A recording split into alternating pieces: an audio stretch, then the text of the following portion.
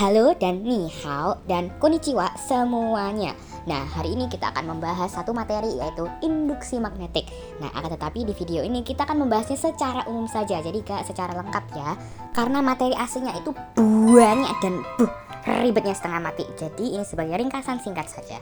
Dan untuk materi fullnya kita akan bahas di video yang lain. Oke, mari langsung saja kita mulai.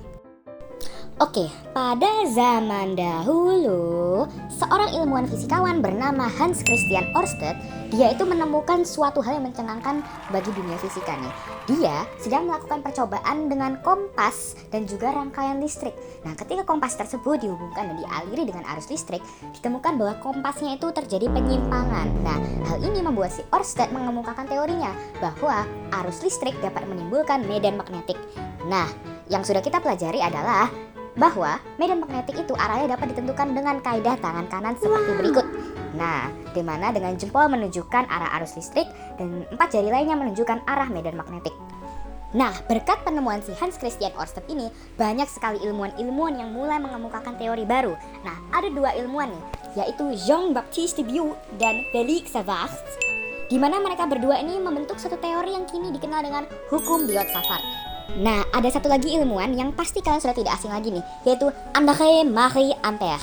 Nah, ilmuwan ini juga berasal dari Prancis. Dia juga yang membantu mengemukakan teori yang kini dikenal dengan hukum Ampère. Nah, hukum Biot-Savart dan hukum Ampère inilah yang menjadi dasar untuk mencari besar atau kuat medan magnetik pada berbagai jenis kawat. Nah, nanti ada jenis-jenisnya tuh. Nah, tapi kita akan membahasnya sekali lagi secara umum saja. Oke, yang pertama adalah induksi magnetik pada kawat lurus. Nah, kita akan membahas pada kawat lurus yang panjangnya tak hingga atau sangat panjang sekali. Nah, dapat dicari dengan persamaan B sama dengan mu0 kali I per 2πa.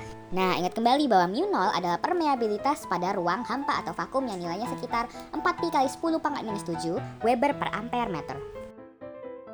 Nah, selanjutnya adalah mencari induksi magnetik pada kawat yang sekarang melingkar. Nah, bisa menggunakan persamaan B sama dengan mu0 kali I dibagi dengan 2A, di mana A adalah jari-jari lingkaran. Tapi perlu diperhatikan bahwa rumus ini digunakan jika mencarinya adalah induksi magnetik di pusat lingkarannya.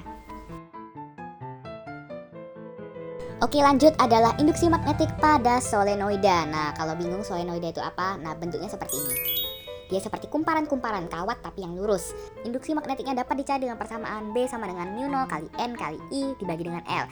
N adalah jumlah lilitan solenoidanya, sedangkan L adalah panjang solenoidanya.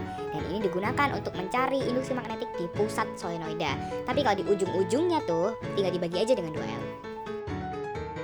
Yang terakhir adalah toroida. Nah, simpelnya toroida itu solenoida tapi dibikinnya melungker kayak gini.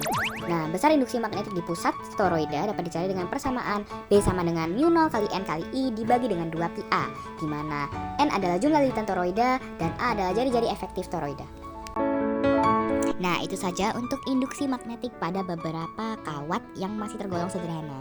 Oke, bye-bye dan semangat and see you on next part.